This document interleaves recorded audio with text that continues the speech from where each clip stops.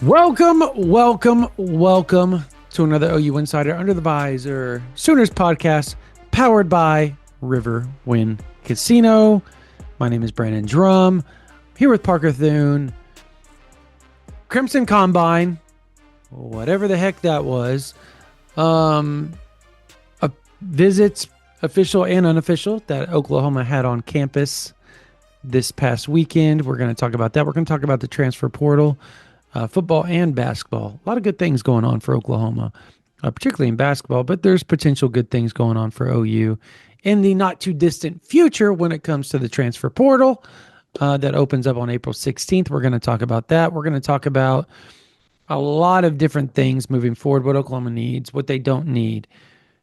Just there's a lot to talk about. We're going to cover it right here on this episode.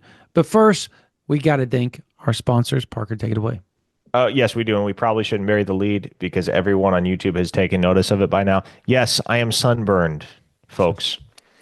This is the face of someone who gets out there on the recruiting trail and gets you firsthand coverage and insights.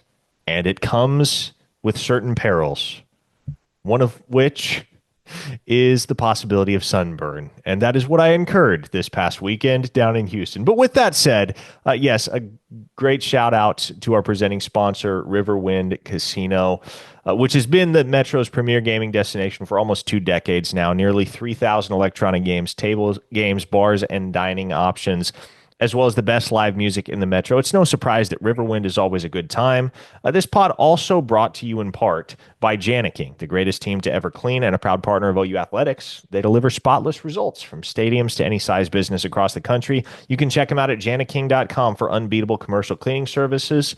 And finally, folks, if you aren't familiar with Mando, I'm just hoping they introduce a line of aloe vera products here soon. But in the meantime, Mando whole body deodorant is what you need to know about. If you struggle with body odor, it's okay to admit it. If so, that's the first step, is acknowledging it. And guess what? If it's something you struggle with, Mando is a miracle solution for you. Clinically proven to block odor all day and control odor for up to 72 hours. It's formulated and powered by mandelic acid to stop odor before it starts. All products are baking soda free and paraben free, and you can check them all out, the full Mando line, via the Mando starter pack. It's perfect for new customers. Comes with a solid stick deodorant, cream tube deodorant, 2 free products of your choice like the mini body wash and the deodorant wipes, as well as free shipping. Now, as a special offer for our listeners, new customers are going to get $5 off a starter pack with our exclusive code. That equates to over 40% off your starter pack when you use code INSIDER at shopmando.com. That's shopmando.com. Please support our show.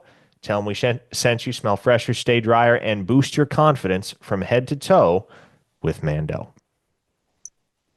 All right. And you got Janet King in there, right? Just calling that out, just making sure. Yes, okay. I did.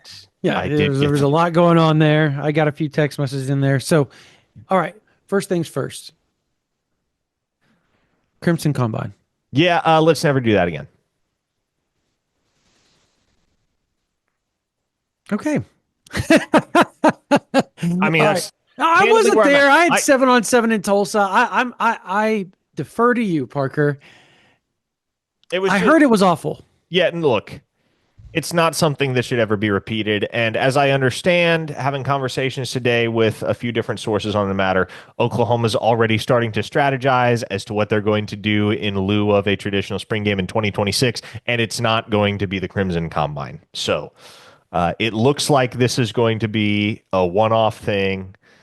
Something that, a decade we look back upon. Remember 2025, the year of the Crimson Combine? But I don't have any beef with the Crimson Combine in its 2025 form. I understand why it had to happen. I understand these decisions were being made on an accelerated timeline. You had to figure something out as your short-term stopgap type of solution.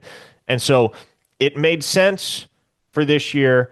I don't think it makes sense as a permanent replacement for the traditional spring game. It was not very well attended, for one thing. The announced attendance was north of 16,000 people. You could not have convinced me that there were more than 10,000 people in the stands. They might have sold 10,000 or 16,000 tickets, but I don't think there were ever at any point more than 10,000 people in the stands watching the action. From my vantage point, at least, it wasn't very well attended. It didn't feel very well organized in the sense that everybody knew and could pick up on what was going on. It wasn't particularly easy to follow at times. Uh, if you had young kids, then it was a great event. And I do think there needs to be something on the calendar, athletics wise, that enables kids to be able to get autographs with and meet their heroes on the OU football team. I don't want that to go away. But I also don't think that should be packaged and presented as the substitute for the spring game Yeah. because we all kind of anticipated it was easy to see being on campus corner the morning of. It was not going to be nearly as well attended as a conventional spring game because there's far less of a reason for people to come from out of state to watch skills and drills for an hour and a half as opposed to 60 minutes of competitive football. And so it doesn't feel like something that is bound to be repeated in 2026 and beyond, which for my money is for the better. Okay. So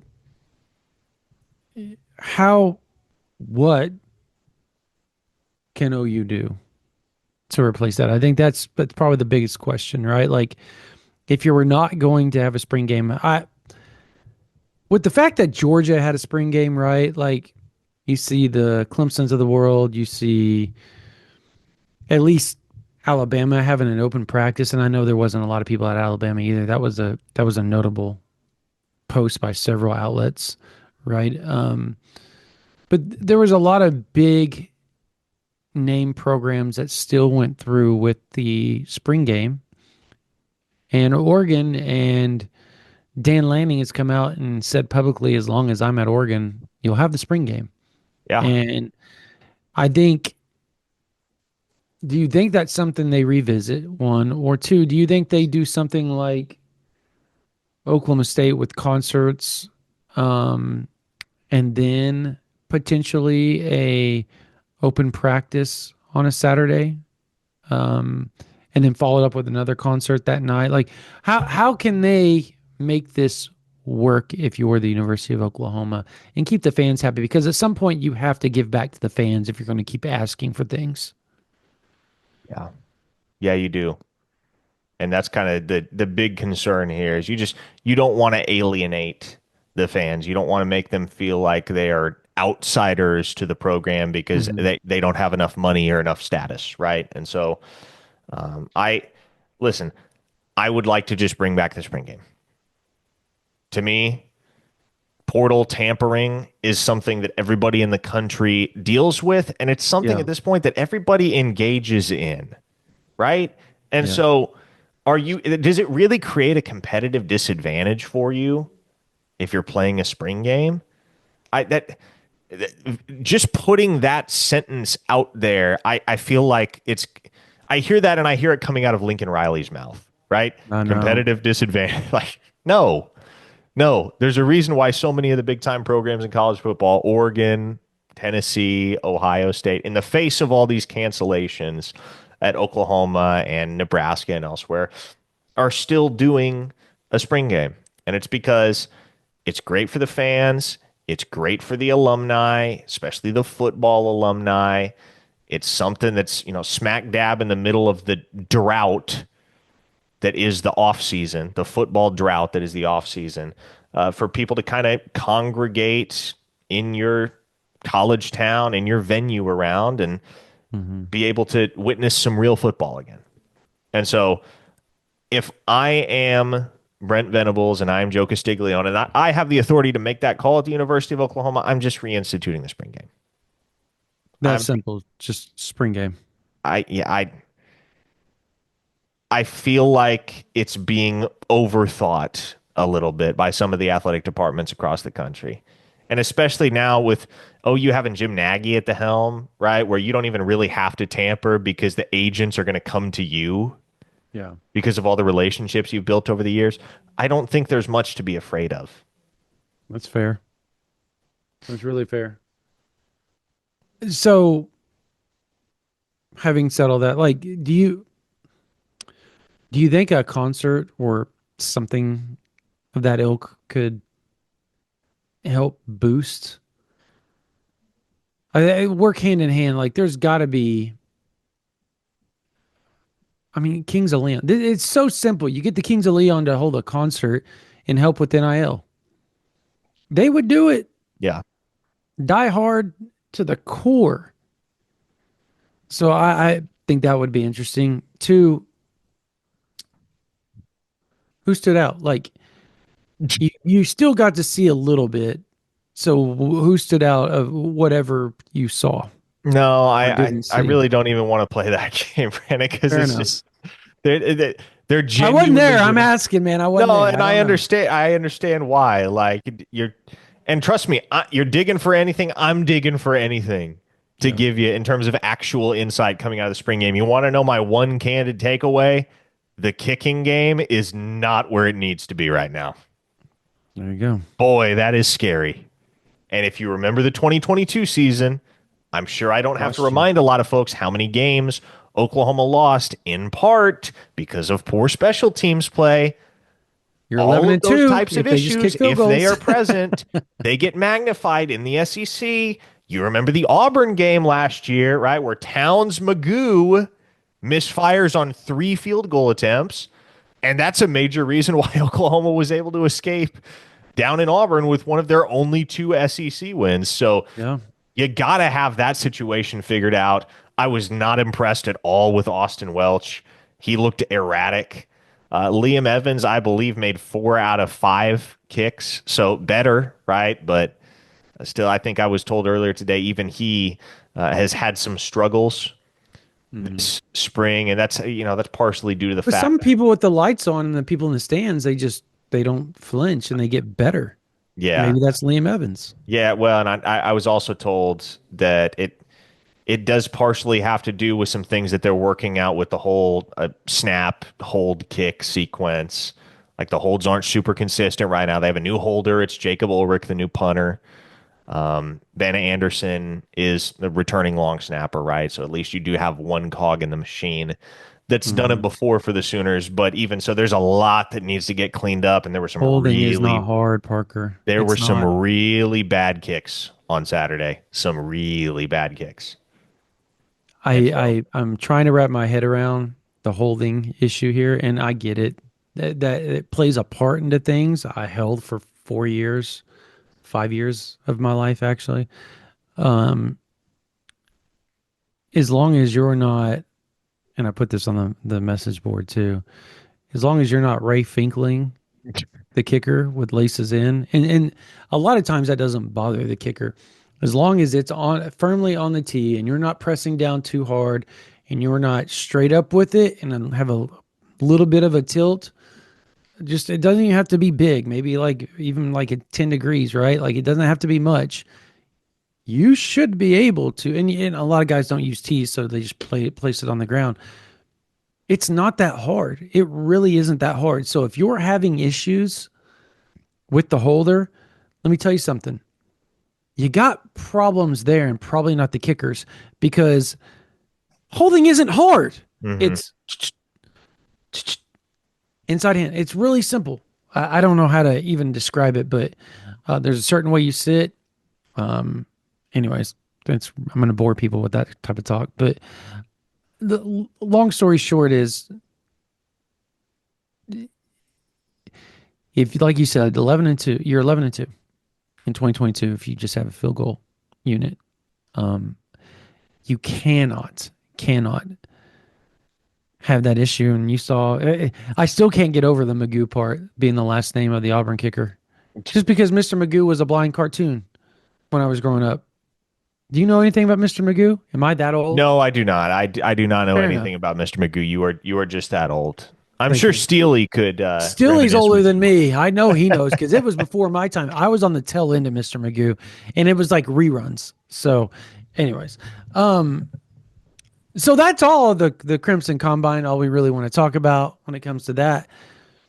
There was recruiting. There is transfer portal coming out. Before we get to that, let's talk about OU basketball and what they've done. So the last time we've podcast, Hello. they are Porter I Moser. mean, a genuinely impressive offseason for the program so far. Unbelievable. Like I asked two people that know college basketball in and out, and they're deep in the woods of college basketball. And I said, if this whole thing plays out the way that it's supposed to play out, obviously there's what's the Scott guy's name from St. Joseph, the coach. Xavier Brown is his name. Yeah, yeah, but the stepdad, he's Oh, the coach. Um, I just call yes. Coach Scott from St. Joseph. We'll go by that while you're looking it up. But yeah, Xavier Brown's his stepson. It's been reported Justin Scott. that Justin Justin Scott is Scott his name. from St. Joseph's is going to come in and fill in where Coach Gates left. And that's been a big deal. Like there was a time last week where there was some buzz that it wasn't even going to be filled, that Oklahoma wasn't going to have the funds for it. They were going to go shorthanded on the staffing. And they were moving like random people into the general manager position. Supposedly the next hire is the GM. But Trey Young has been working I can tell you all this. Trey Young has been working the phones and doing his thing, making sure NIL is up to par for the University of Oklahoma. And it's worked. I asked a few people deep in the woods of college basketball,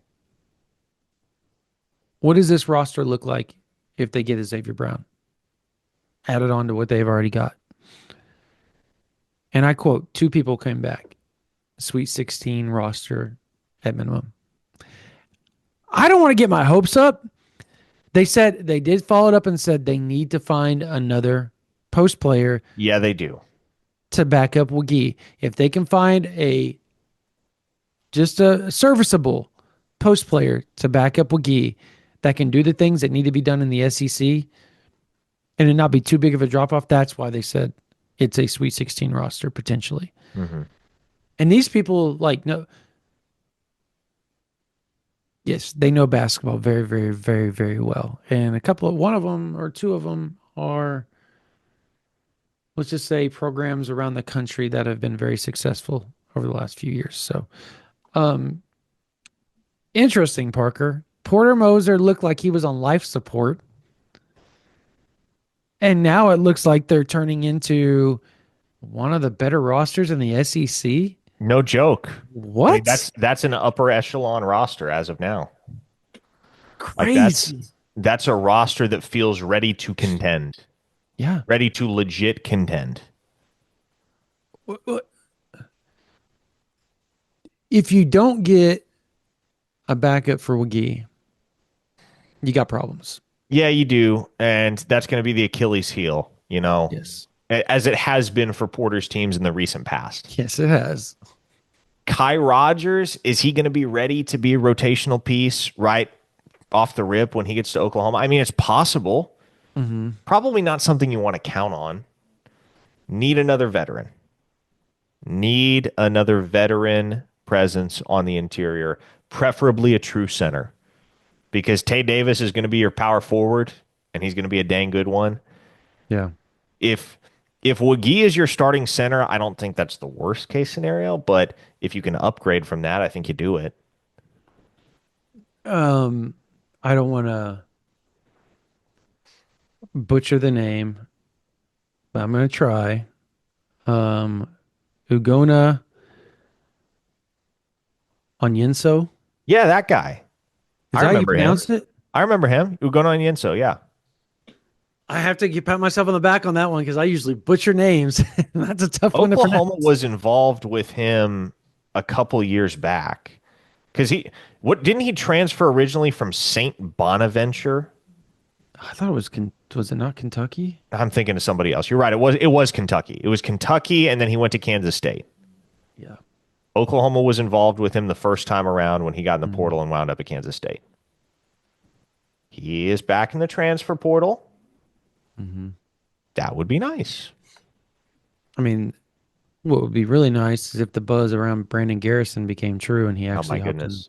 back in the floor. But I don't know that that's even possible after what happened between him and Oklahoma this past year. So Well, he beefed with Jalen Moore and Jeremiah Fears. Both those guys are gone now, so Yeah, the two leaders of the team. Yeah, that's true. I don't know. Anyways, Porter Moser's killing it. That's about what you're going to get out of us in basketball right now, just because it's it's tough to look at roster wise. And if you think football portal is crazy, basketball portal is another level. That I'm glad we have Brody Lusk I am very glad we have Brody Lusk because because if I was my having to cover the basketball portal right now and the football portal, I would lose my sanity. amen to that. I if you're not on our site, seriously, Brody Lusk has been ahead of like he called the Justin Scott and the Xavier Brown stuff. Like this stuff and Xavier Brown got in the portal and it was a no contact before Justin Scott even and he came out there and said, "Look, this is probably what's going to happen. Pay attention." And then like 5 hours later, bam, national media caught up. So he was way We out ahead of it. we have the premier basketball insider in the Oklahoma market by leaps and bounds. Leaps and bounds by far. By far, he is a dude when it comes to that type of stuff. As far as Oklahoma goes, let's before we go into the recruiting this weekend, let's talk portal. Let's do it. And Oklahoma's looking at running back, wide receiver, offensive line, interior offensive line, mind you, linebacker, and maybe a cornerback. And y'all missed out. I didn't say tight end. And there's a reason why I didn't say tight end. And it's because that's a crapshoot position right now. Like, if you think adding Jim Nagy as the GM just makes it all of a sudden easier, it does in a lot of ways. And we're gonna talk about that here in just a minute. Why? But tight end, just Parker. I asked around today, and it was like They're hard to I find these days, at I least at a don't reasonable know. price. Yes, I don't know unless you want to pay seven figures or close to it. And nobody wants to pay that for a tight end. Not in today's football. Not unless you're landing like a Tanner Koziel. Remember when he was in the portal in the winter, I wound up at do. Wisconsin, the Ball State tight end. Like, unless you have another Harold Fannin somewhere that you got eyes on, there's just Yeah. no way paying a tight end seven figures is worth it.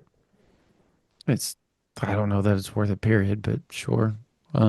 Like they just don't do enough for me for a position to warrant that. That's like saying running back. You want to pay 400, $500,000. Well, what's funny is Oklahoma could very well be preparing to do exactly that, Brandon. Yeah. Jaydn Ott is now in the portal. That's fine if they've had production. I was talking about more the recruiting aspect, when certain people are asking for that type of money at running back with no production. That's fine. And we've talked about that. If they produce, yeah, do it. But Jaydn Ott, he's done that Yeah, he's a and then dog. some. So where does that stand, Parker? I'm gonna let you talk about that. Well, I mean, he's been in the portal. Like, as we're sitting here recording this, he's been in the portal for like an hour. Or, like, I don't even know if he's officially in the portal yet, but like, he announced his intentions to enter the portal. It was reported that he's getting in the portal like an hour ago. So, I tell you, though, there had been rumblings for several days that, yeah, that Jaydn Ott kid from out at Cal, Oklahoma's getting ready to make a run at him. So, like, the wheels were in motion here before Ott, long before Ott was officially in the portal. And again, like, this is why you bring in Jim Nagy. You bring in Jim Nagy because prominent player hits the transfer portal. Almost guarantee you Jim Nagy has already talked to that guy's agent. In fact, that guy's agent has probably reached out proactively to Jim Nagy. And so Oklahoma was very immediately, I mean, it was reported everywhere quickly. Oklahoma's the team to watch for Jaydn Ott. Now, I was told also pretty immediately after he entered the portal, there is another team that's trying to get in the mix here. There is another team that's trying to get a foot in the door, Mm-hmm. but this is Oklahoma's race to lose. And so that definitely shifts the calculus a little bit in the backfield for Oklahoma Mm-hmm. come the 2025 season because first off, you have to figure that you are losing multiple running backs in this spring portal window. That's the only reason why Oklahoma would be willing to go and grab a running back is if they were about to say sayonara to a couple current members of that group. Yeah. And people are gonna ask, like, we're not gonna name the names of the players, but I don't think it's hard to look at that that's what I roster was about to right say, yeah. now and come up with a likely candidate. Or two.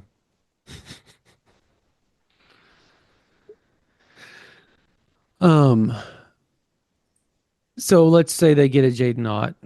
Okay. This is all hypothetical, people. Just Hmm. throwing that out there. You have Xavier Robinson, you got X, you Gavin Sawchuk, and you got a Javante Barnes still in the mix. And Taylor Tatum, Sam Franklin. We'll see where all these we'll see where this depth chart lands, right? When it's all said and done. Blaylock, obviously the freshman. So there's that. I just named all the running backs outside of Andy Bass, who's hurt, and obviously um, Gabe Sawchuk, who's a preferred walk on. So that said, what how do you even balance that without pissing off a big portion of your running back room? I mean, you tell them nothing's changed. This is a meritocracy. Best guy's going to get on the field. You That's want no it? 100%. Yeah, you go prove to me that you're worthy of the reps. I'm gonna say it, and I honestly think just because his injury and because I think he's a really good running back. I do. I think Javante Barnes is a fantastic running back, but it does feel like it's going to get harder and harder for him to see the field this year. Does it not? It does, and that's unfortunate because I would really like to see Javante Barnes have a strong senior year It'd be with awesome. everything he's been through at Oklahoma. But I think if you're forget bringing in Jaydn Ott, the fact that you're entertaining the idea of bringing in Hmm. Jaydn Ott right now, the fact that you're pursuing Jaydn Ott, to me, what that screams is you don't have total confidence, and you don't even have you don't have even have a great deal of confidence that Javante Barnes is going to return to form and that Gavin Sawchuk is going to return to form. You are not banking on either of those guys being your answer Really? at You running back. think? You think? So I know we both have heard Salchuk has had a really good spring. Like he's been really good, but to me, I think it goes. I think you hit the nail on the head with Javante Barnes. I think that they don't feel like they have, like, they want three good running backs, right? I don't think they trust Taylor Tatum. I don't think you think Javante Barnes is going to be himself, nor close to it. Obviously, Torrey Blaylock is a freshman and inexperienced, and then you've got Bass hurt and Gabe Salchuk. I think you feel decent, which is probably what you're getting at, decent about Xavier Robinson and Gavin Salchuk, but you need something else. Mhm. It's year in and year out. Oklahoma's had three running backs under DeMarco Murray, and they've played three continuously. They're an injury away from having to play. Let's say they got Jaydn Ott, and if one of those Jaydn Ott, Xavier Robinson, Gavin Sawchuk, if one of those guys goes down, now you're down with those two. You would rather have two really good running backs that you can rely on outside of not having but one, right? Like that you trust right now. And that hurts to say because Javante Barnes has proven when he was healthy before the foot injuries, before all that, he was really, really good. Gavin Sawchuk proved in 2022 that he was a or 2023 that he was a dog. At the end of 2022, we were all talking about Javante Barnes and Gavin Sawchuk being the next great thing at Oklahoma. Yeah. The injuries have been a problem. But I think you trust Javante less than you do Gavin because Gavin's actually stayed healthy longer. Javante has missed so much, man. Like, and Gavin's missed a lot. He's missed a lot. But if you compare the two, it is like massive, Parker. Like it in 2023, didn't Javante Barnes get hurt then as well? Yeah, he was banged up all 2023. He wasn't right. You remember it was like Yeah. the entire season he was active, but it was like he was missing fifth gear. Yeah. And then 2024, he started out good and then just tapered off and then came back and then tapered off again because the foot injury happened again. I don't know. At what point does that become a chronic thing? And is that what they're worried about? Why they're going and get somebody else? Because we haven't heard a whole hell of a lot about Taylor Tatum. No. Like when we've watched the reps, when we got to see the reps, it went Xavier Robinson, Gavin Sawchuk with the ones, Sam Franklin was with the twos. That's not a comfortable spot if you're DeMarco Murray. No, it's not. Not at all. So, and he would be great. Like, what was how many yards did he run for before he hurt his ankle last year? Hot. Wasn't it like 1,300 yards the year before? The year before, I don't recall. I know he was very significantly hampered last year by that injury to the point that he only rushed Yeah, 300 for something yards last year. for Yeah. 3.3 yards per carry. So, you look at and people who don't know any better are going to see that and go, "Ugh, really?" But yeah, you rewind to 2023. Here you go. 245 carries, 1,305 yards and 12 I was touchdowns, close. Yeah. average of Compared to him. 5.3 yards per carry. Yeah. He can go. You know who that sound that sounds a whole hell of a lot like Gavin Sawchuk, just to be honest. 2023, whoop, 2024 injuries. So yeah, I think Xavier Robinson has a big year regardless, Parker. I do. It felt like it was brewing last year before his shoulder got banged up. And now it feels like this thing can be like if he can stay healthy, he fits the SEC, man. He fits the SEC. Outside of that, I think you look at Giovanni Gibson at wide receiver and that injury, and obviously Jaydn Gibson, is he ever going to come back? There's not a lot of faith in that right now. Like when I say come back, I'm talking about full speed, Yeah. what he was prior to the injury. He's going to be back, but is he going to be back? Back. Yeah. So they got to go get a wide receiver or two. You can start with one if you got enough money, if you got enough room, maybe you can go get two. There's been another old name that's been popping up. Yes, there is and has been. Junior college wide receiver, former Oklahoma commit in the 2023 class. Former Oklahoma signee, even. Signee. He was one of the who everybody across the country, didn't matter what network you worked for, everybody talked about how he was so underrated and had such a huge upside, except for he couldn't get his grades in check. And that's Keon Brown, excuse me. So I'll let you go. Where does that stand? Well, Rinse, wash, repeat. pretty like it's a very similar story to the story of the last 3 months of Keon Brown's relationship with OU. Yep. He's got to get his grades sorted out. The Yeah. word is, and we've talked about it on ouinsider.com quite a bit. Oklahoma's been in touch with Keon Brown. They have been in touch with Keon Brown. It's a thing. It's an option that Oklahoma is weighing.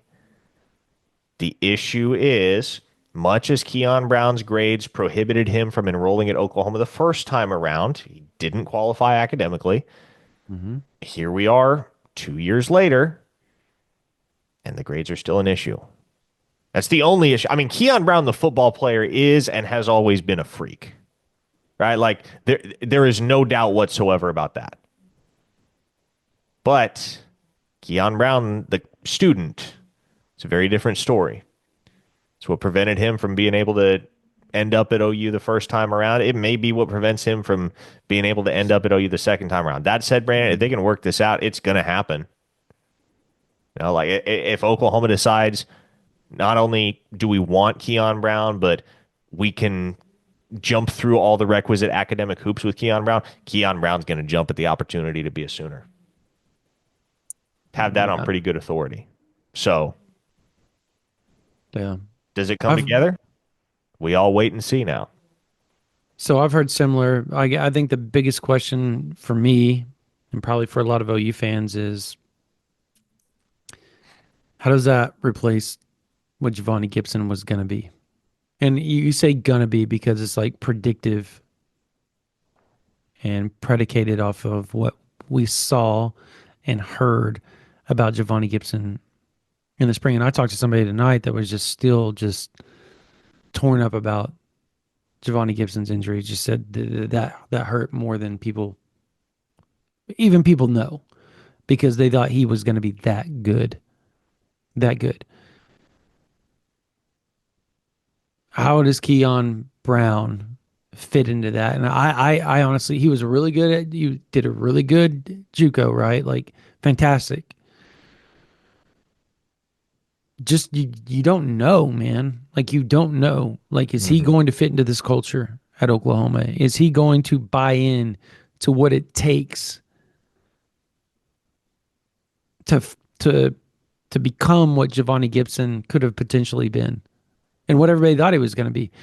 I think that's really, really hard to, I guess, quantify. Hmm. But you have Deion Burke still, right? Elijah Thomas is showing out. Isaiah Satania.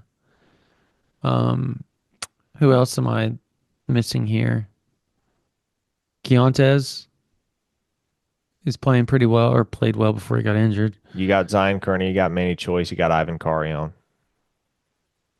That's pretty good. Yeah, I Youthful, mean, but like, good. and again, they all have to stay healthy. Yeah, exactly. They all have to stay healthy this time. But Giovanni Gibson, at least from what we heard and what we saw throughout the spring, up until he got hurt, he doesn't seem like the type of guy you're going to be able to replace one for one. No. But if you have somebody that's sizable and athletic that the defense has got to account for on every single snap, you have enough talent elsewhere in the room that you're still going to be able to create plenty of matchup problems for the opposition. Yeah. It's crazy to think, like, as weird as it is, like you look back and you're like, okay, here's wide receiver room again. But the fact of the matter is if Oklahoma could have just held on to Nick Anderson, could have held on to Jalil Farouk, right? Who else transferred out? That was a bigger name. Um, wasn't there one more that I'm missing off the top of my head? Andrell Anthony, Angelo Anthony, but he was. I don't know that he's ever going to be the same. Like with everything he went through, that's probably why I kind of threw him out. But he gets to catch passes from Darian Mensah this fall. that he does. But the crazy part is that like they've lost so much and had such bad luck, whether portal or injury. And yet here they are. And we're talking about just getting one and you're going to be all right. And that's because you got John Mateer, Parker. That's why. More than Mhm. anything else, you have a experienced quarterback that everybody thinks is going to be really, really freaking good. So, in what we've all seen, we've talked about it a lot. I understand. The loss of Giovanni Gibson do you think Mateer is good enough to make up for that? Do you think he's good enough to make up for, let's say, Ott doesn't end up at Oklahoma, and let's say just they struggle running the ball at the running back position, which I don't think is going to happen. Is he good enough to make up for both? You'd like to think so, but I like Brandon. As much as I'd love to answer that question, there's a lot that we just don't know Don't about know John exactly. Mateer. Like, and we again, like to think that he's going to be right there in the thick of things in the Heisman race. And I know some national pundits are elevating him to that status in that conversation already, and that's great. That's fine. But got to acknowledge that the guy's never played Power 5 football before. Power 4 football, excuse me. 44 touchdowns at Washington State. That's great. And that lends a lot of belief that what worked at Washington State is going to work at Oklahoma. Mm-hmm. But I guess I'm one of the rare few that's okay tempering individual expectations for John Mateer. I Yeah. don't think John Mateer is going to have 44 touchdowns or anything close to it this fall at Oklahoma. But I also don't think he needs to. Yeah. And from where I stand, as long as he's not turning the football over, and as long as he's sustaining drives, helping Oklahoma win the time of possession battle, and finish drives off with points, that defense is going to be good enough that I don't think you're going to need John Mateer of his own accord to offset the absence of any one or multiple offensive skill position players. And I think Oklahoma is deep enough all across the board that as long as Mateer is just the steady hand on the tiller, OU is going to be just fine. Yeah. All right. Let's move on to offensive line. We'll talk about Stanford transfer Jake Michaela. We'll talk about an official visitor that was in town this weekend. We will talk about, he was the only official visitor, mind you. And I'm not talking about Jake Michaela. I'm talking about uh, a high school offer in the 2026 class that OU had a 4-star offensive lineman from IMG. We will talk about a few other positions as well, quarterback as well, because Jaydn O'Neal showed back. We're going to talk about all that. But first, I need to read and talk to you guys about Refine You Med Spa, Oklahoma City. Achieving a healthy weight can be challenging to do on your own, but you're not alone. The skilled team at Refine You Med Spa offers treatments that complement weight loss goals and long-term weight loss support, so you achieve a weight that supports good health and self-esteem. You can achieve your ideal look and feel with Refine You state-of-the-art practices that offers a diverse selection of aesthetic treatments, providing services that benefit every body shape and skin type. They're talking skin tags, sunspots, whatever. They can remove those for you. They have doctors on site. They've been voted the top or the number one med spa in Oklahoma City for 6 straight years by 405 magazine, and voted on by those in the 405 that sent in and voted them there. They offer laser treatments, skin tightening, resurfacing, Botox, dermabrasion, all of that for you, for your girlfriend, for your wife. They weight loss stuff for your stomach, for men, all of that right there at a Refine You Med Spa. So make sure you give them a call at 405-849-5391 for a free consultation, or go to refineyouokc.com and check out their med spa. All right. Let's talk about the offensive line. Let's talk about Jake Michaela. Okay. Where do things stand, Parker? From everything I've been told, OU feels comfortable about where things stand with Jake Michaela, i.e., they want him, they're ready to take him, they're in a good spot with him.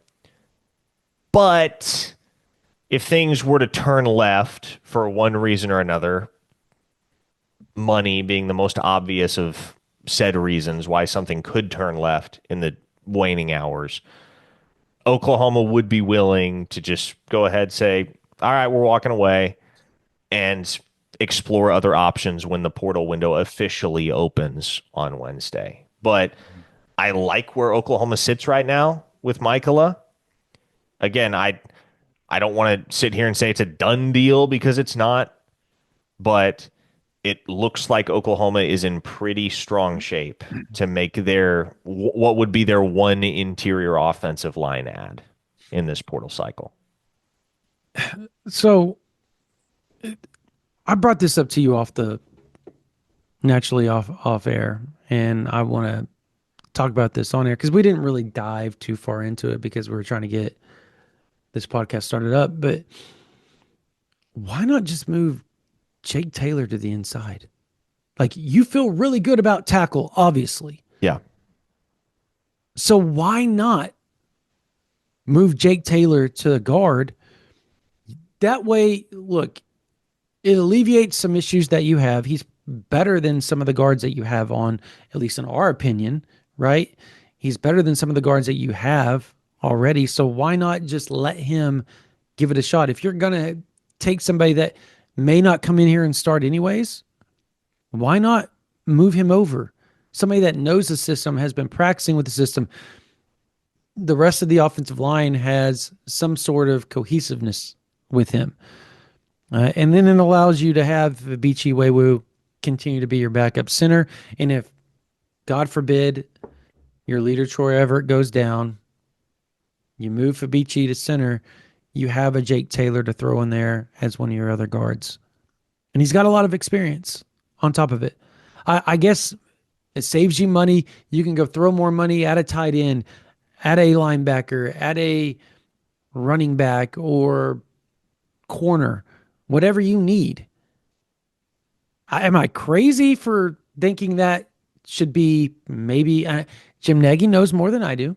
I understand that. But doesn't that seem like a feasible and reasonable thing?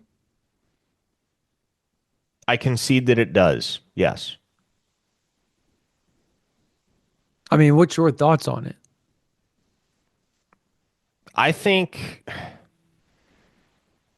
I think Oklahoma at this point in time, first off, they're really, really like sneakily deep at tackle. I don't know if people are really truly Mhm. cognizant of that reality because I think there's still the stigma from 2024 Right. that Yep. is attached to the entire any and all conversations about that group. But look at how they stack up at tackle, man.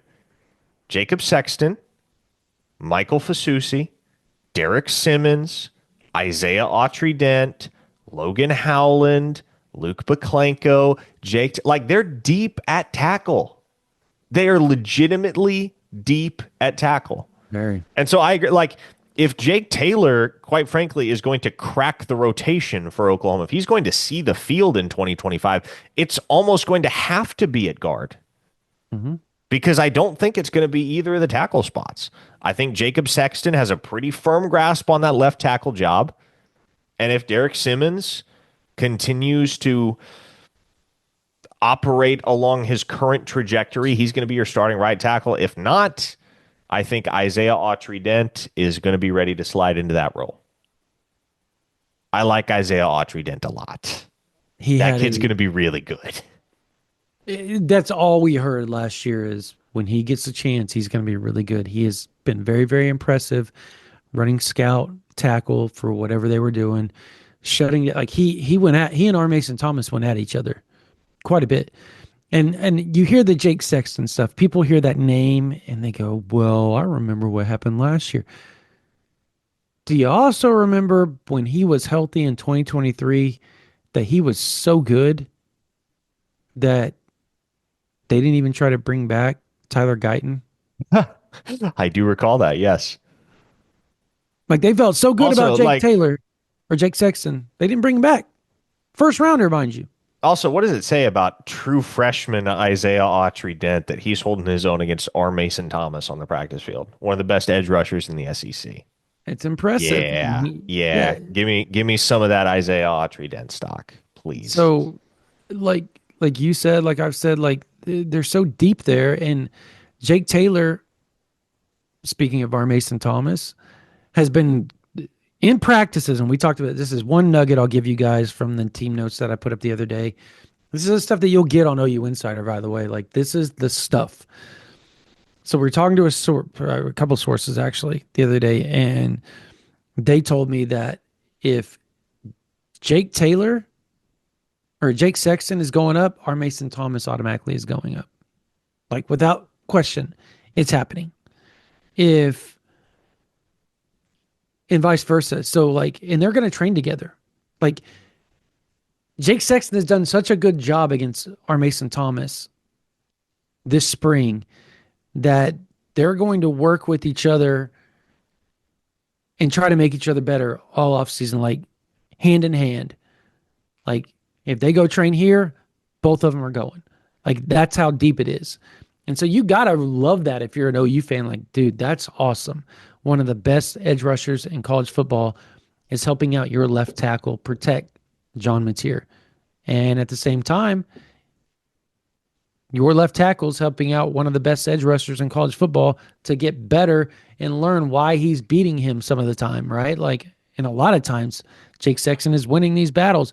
Why is it? Okay, cool. Now let's work on this and this. So that's something that we didn't see last year at any point in time from the offensive line. So you gotta like that. But that's why I don't get too far down on the Jake Sexton stuff when you hear that. So if that's the case, if you had one other position like Jake Taylor moves over to guard, now you're not going to go get a guard. This is all hypothetical. What other position would you just want a cherry on top and or add another piece? Hmm. Okay, so when you say cherry on top, are we talking like outside of necessities? Very much so. Outside of necessities, like this is just a luxury at this point. Luxury. All of the holes are filled, all of the weaknesses are shored up. You're just adding a player for the sake of gravy, if you will. Yes. Hmm. I would say, I would say, give me another cornerback. I'd say give me another cornerback because that is the one position, and we're assuming tight end has been dealt with in the hypothetical realm in which we're operating here. Assuming tight end has been dealt with, cornerback is kind of the one position that I think has the potential to be iffy that you can't have an iffy cornerback room in the SEC. You can't. Yeah. You have got to make absolutely certain that you have I would say four guys. You got to have four guys out there that you know you can trust. And if you're banking on injuries happening, guys getting banged up, having to deal with the bumps and bruises that come with playing SEC football for a full season, I would say you got to have five. You got to have five cornerbacks that you can trust to give you snaps, get out there on the field, and compete at any given moment in a football game. Hmm. And so Oklahoma has Eli Bowen, they've got Gentry Williams, they've got Jacoby Johnson, and Cortland Guillory, man, the way he's trending, it's not long, I don't think, before we may be able to say his name in that same breath. But for right now, you got Gentry Williams, you got Eli Bowen, you got Jacoby Johnson. Those are the three you feel strongly that you'll be able to trust. Yeah. Going to add one more in the portal. We know that much. I wouldn't be opposed to adding another one. To me, if there is a position where I would like to have an excess, where it feels like Oklahoma doesn't already have an excess, it's cornerback. And you feel that way still after hearing everything that BV said about the cornerback position the other day. You got Jacoby Johnson, Yes, right? I Like do. you got Devon Jordan, Hmm. Newcomb. Okay. No, I mean that's fair. That's fair. I was going corner and I know the comment section right now is going, it has to be wide receiver because of the injuries. It has to be wide receiver because of the injuries. And you're probably right, but we're talking, let's say they threw in two wide receivers. We're talking excess, like just cherry on top. It's not a necessity. This is what you want to do because you fill the positions up and you feel good about wide receiver. Like I think linebacker would be the other one for me. If it's not corner, it'd be linebacker. And I get it. You feel good about Kobe McKenzie, Kip Lewis, Kendall Daniels, right? Samuel Masigo. Um, who am I missing here, Parker? James Nesta. James Nest is in there. Yep. Um, I mean, that's it, right? Like that you feel good about. Jaron Canick's a tight end now. Yeah. I So, mean, Kip Kobe, Kendall Daniels, Omasigo, that's your core four in that mhm. group. Those are the dudes. Then you got And then, Nesta, fifth. yep, you got Nesta. I think Taylor Himes going to be something. Taylor Heim, You yeah. might, yeah, you might start to see him in the rotation in 2025. Like those are the guys you know you can count on. You Kip, already Kobe, feel good. Kendall, Omasigo. Yeah, and you know they're going to probably add another linebacker in the portal. At least try to. Try to. So if you could get that one extra piece, I think you do it, especially if they're a 2 year guy. Somebody who can come in, learn behind Kip, learn behind Kobe McKenzie, and be of help to Omosigo, be of help to Nesta in 2026. I think that would be ideal, Parker. Just ideal. Because OU is going to look, this off in the winter portal, that linebacker room is going to have to be redone a lot. They're going to have to add quite a bit. If they don't add a bunch of, they're just going to be young, period, in 2026. I think that's going to be a position that you never really thought it would get to that point under Brent Venables, but it has. And I think it's been because of the lack of consistency at the linebacker coaching spot. You think that's fair? I think that's fair. And fortunately, Oklahoma has an embarrassment of riches coaching linebackers at this point. They do. You got Nate Dreiling in on the action. You got Brent Venables in on the action. You got Wes Goodwin in on the action. And you got a highly, highly qualified GA in James Skalski. Very much so. So yeah, I think that's where things stand. As far as recruiting this weekend, if you had one player that stood out that you think Oklahoma made a decent move with, who would that be? Certainly Carter Scruggs, the four-star offensive tackle from Loudoun County, Virginia. You want the full scoop on him. It's there at OUinsider.com, but suffice it to say, it felt like Oklahoma was kind of on the outside looking in of the peloton in that recruitment going into the weekend. The Sooners made a statement, and they made a surge in that process. And I think they're going to be right in the thick of it with Carter Scruggs going Mm. into OV season.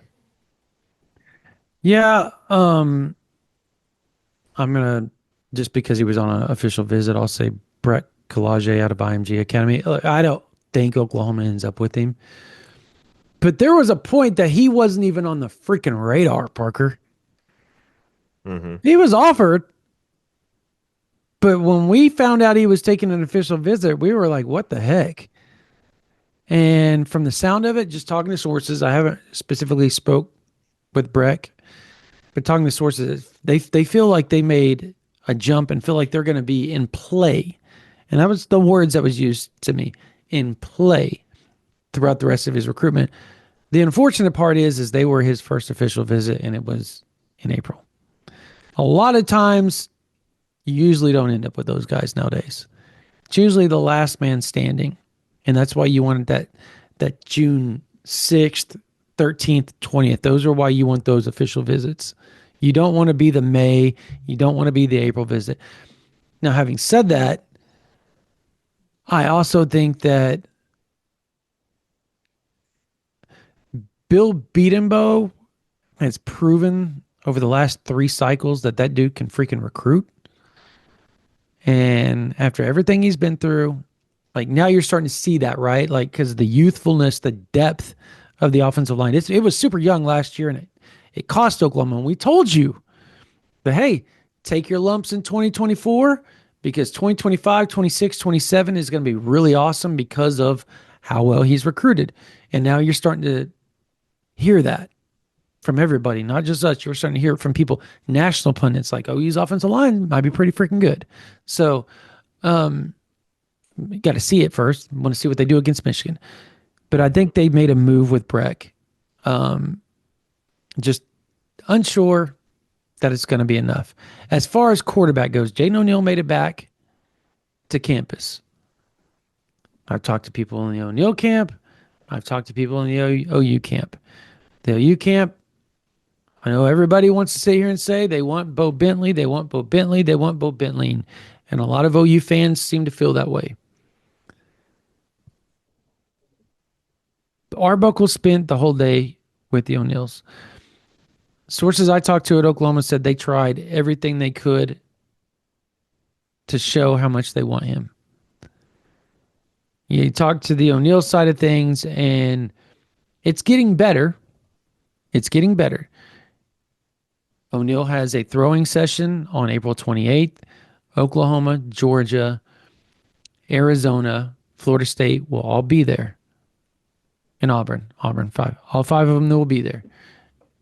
And at that point, I was told they're still committed to Oklahoma. They still want to be Sooners. It's just that this whole Will Bentley thing, and you have to look at it from their perspective. They were the only quarterback, and they were told they were going to be the only quarterback. That changed, and it's taken some getting used to. You got to look at it from their perspective, people. Like, you just have to. So we'll see how this plays out.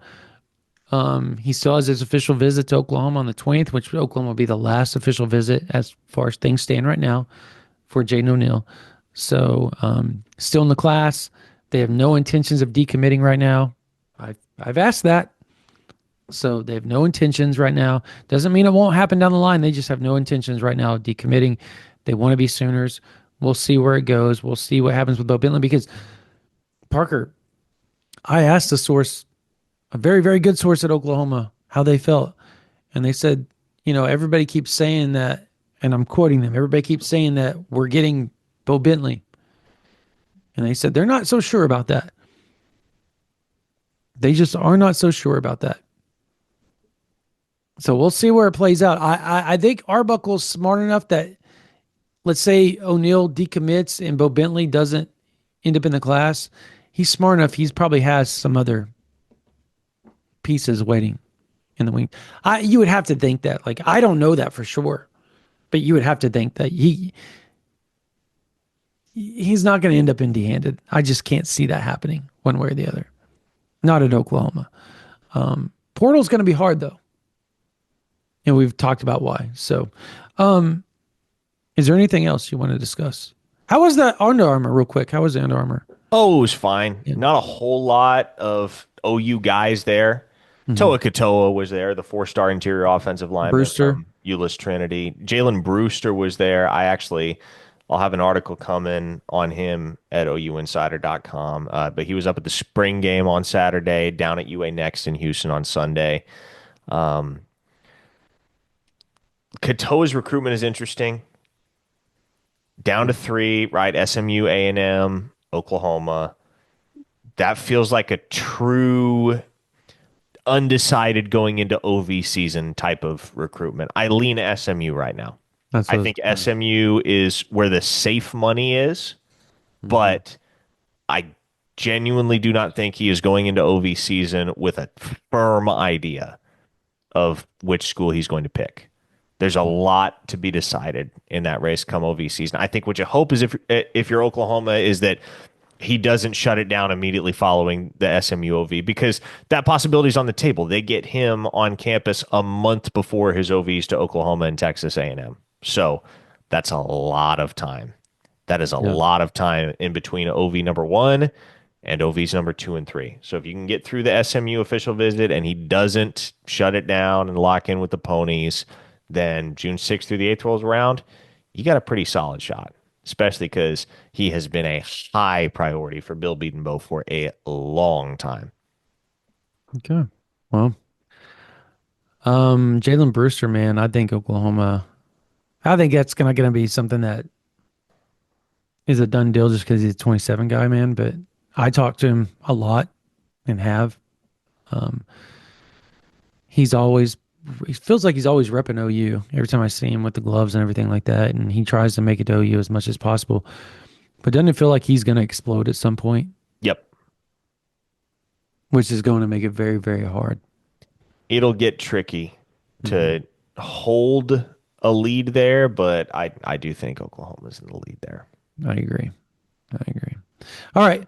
That's going to do it for this version of the OU Insider Under the Visor Sooners podcast powered by Riverwind Casino. If you are not a member of OU Insider VIP, look, we've hinted at a lot of stuff. There's hordes and hordes of team notes. Basketball transfer portal, Oklahoma football transfer portal, We have softball covered, baseball covered for you guys. Everything's covered over there. OU Insider VIP. You're ahead of the game if you're over there. Plus, you get to talk. You get to start your own threads. Get to talk with thousands and thousands of OU fans. You get to talk with Parker and I on a daily basis. We're on the board talking to you guys. Brody Lusk is on there talking to you guys about basketball every day.